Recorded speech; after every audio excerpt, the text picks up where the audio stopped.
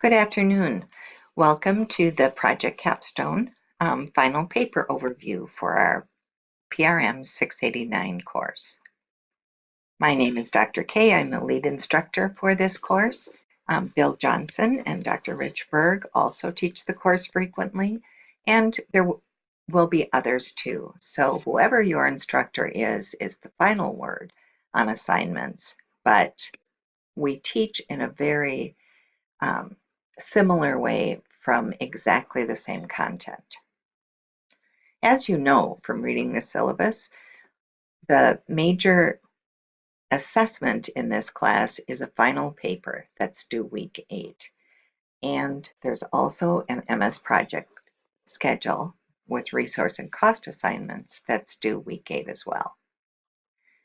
In your syllabus, make sure that you look at the course outline because that gives you the due dates for all of your assignments. It gives you the topics that we'll be working on together each week, and the location in the PMBOK guide where you can find information about that week's topics. Also, remember to look in the syllabus for the suggested order for the final paper.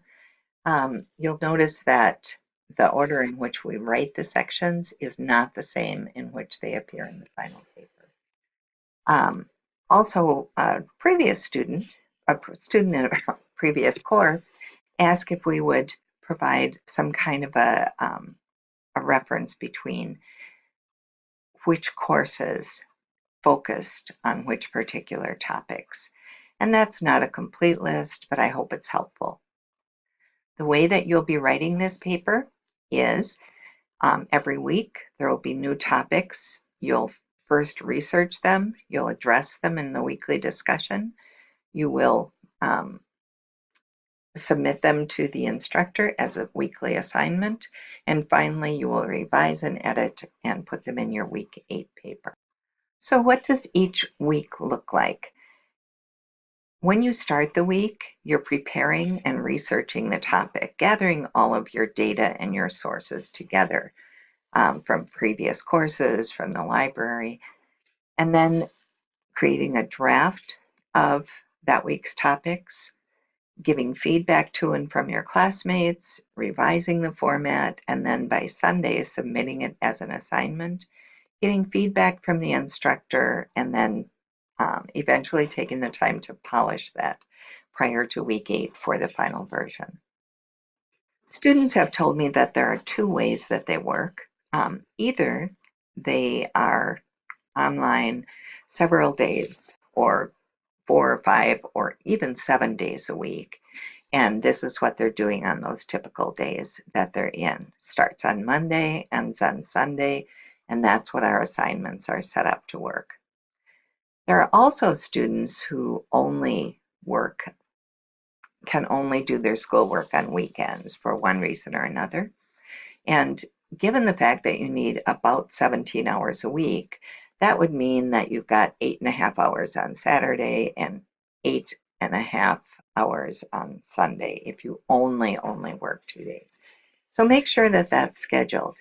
Also, in this course, you're going to have to start the Sunday before the week starts in order to get everything in at the right time frame. And instead of getting done on Sunday, you will actually have to get done on Saturday so that you can start your next week on Sunday. So let's look at a week in more depth. This would be on a Sunday for weekend writers and on a Monday and Tuesday for week-to-week writers, for daily writers. So you're first going to start out by researching the topic, looking everywhere you can to find sources.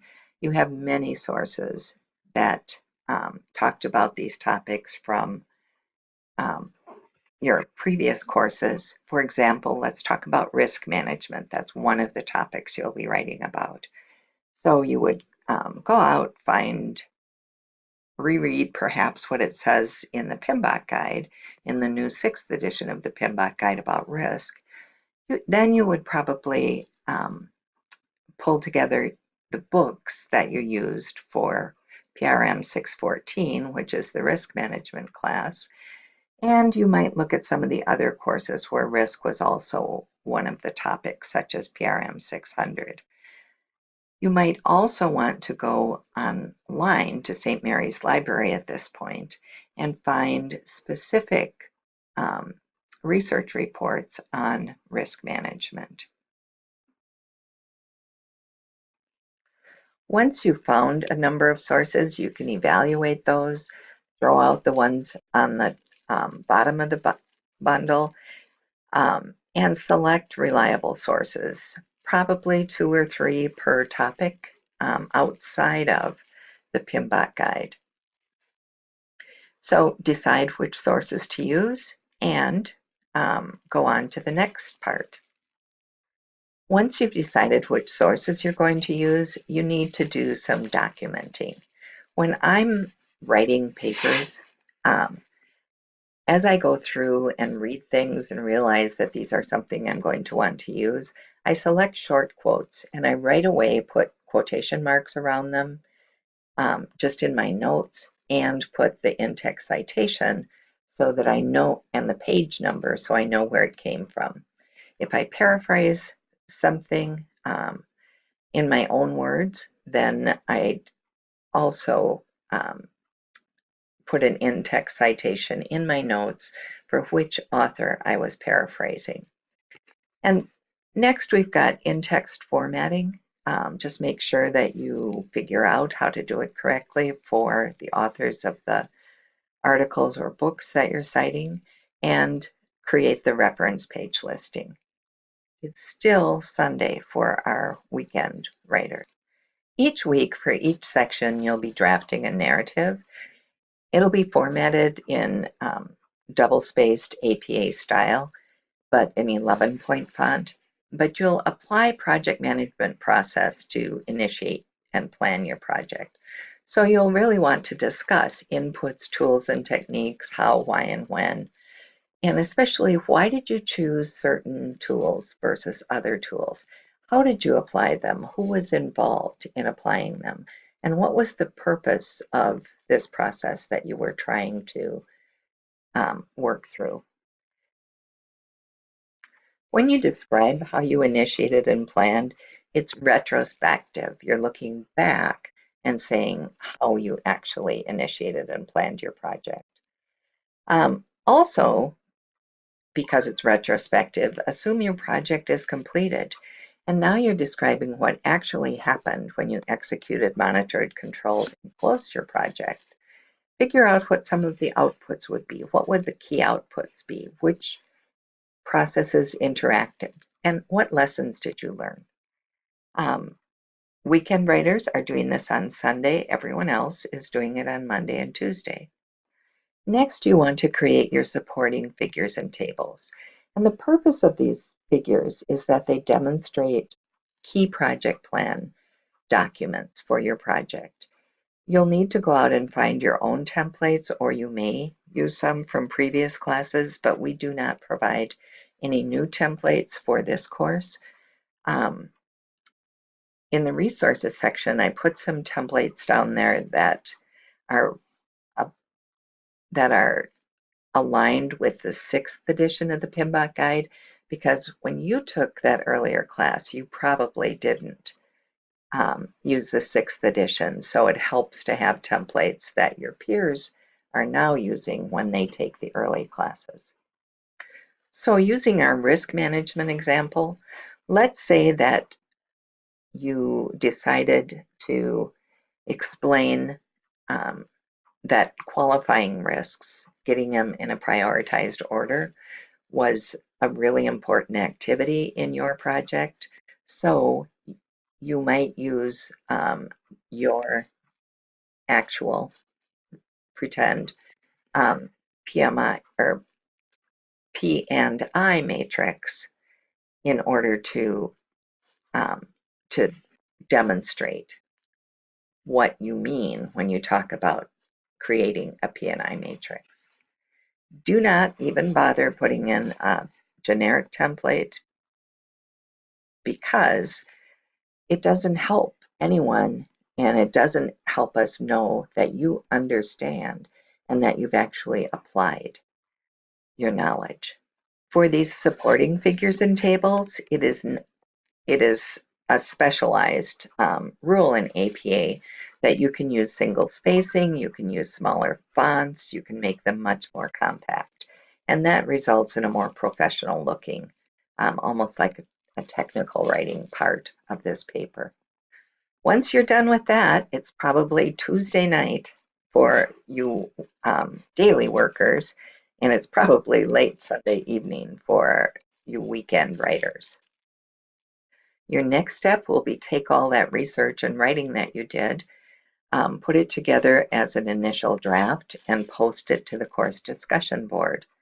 And then right away, start reviewing drafts from your classmates. Start getting a sense for what they're doing, comparing it to what you're doing, and giving them feedback on ways that they could improve it. And of course, if they're doing something particularly well, you can refer to that specific item that they're doing well and explain why you think that's so important and how you would use it in your particular paper as well. So a combination of suggestions for improvements and things that you notice that they should continue doing. So Thursday and Friday are really collaboration days. Everybody should either begin or continue to provide review and peer post and to provide substantive feedback. And even for weekend writers, you really need to set aside some time on Thursday and Friday, because if you try to do it earlier, nobody's got their stuff posted. And if you try to do it later, it's too late for people to actually use your feedback to improve their writing for the next step. The next step is revise and edit and get ready to submit that assignment to the instructor. Just go through a checklist about updating based on peer feedback. If you're short on sources, find some additional ones. Make sure that you really were avoided plagiarism and made sure that all your quotes and paraphrases have in-text and back page citations. Recheck all that formatting and get that assignment into the instructor. We're suggesting that weekend writers get it in by Saturday at 11:55 p.m. Here we are at the beginning of the next week. That's a Sunday for a weekend writer and Monday and Tuesday for those who are working on a daily basis. And of course, everybody is working some on Thursday and Friday. I'm sorry to say this, but in addition to that work, which really does take an enormous amount of time, there are other things that you will be doing in addition every week. In week 2, you'll be creating a presentation. In weeks 3 and 4, you'll be working on your Microsoft project, schedule, resources, and cost. Week 5, there's a little breather, no extra work. And week 5 is when people tend to go back, take their first 3 sections and put those into their the template for the final paper and start doing that kind of final revision. Week 6, you've got a presentation, but it's a more fun and less academic one. And then finally in week 7, you'll be writing your executive summary. And week 8, aggregating all your sections. So that's it. So I have 2 comments about this course that I think might be helpful for you. The first one is, it is a busy course. You really do need to stay up to date. And even if you're not happy with perfecting everything, the drafting process really works by drafting something that's not finished and then working through a revision process. That's the best possible way to do it. So rather than getting perfectionistic right away, draft it, put it out there. It isn't what you wanted to see, but it's there, and keep up with the pace. My second comment is you are ready to do this. You have done all of these things in previous classes. There are no new topics for you. Everything is part of your knowledge base, and so you're ready, and you will do a great job. I can hardly wait to see your papers, and I know that the other instructors feel the same. Good luck and have a great day.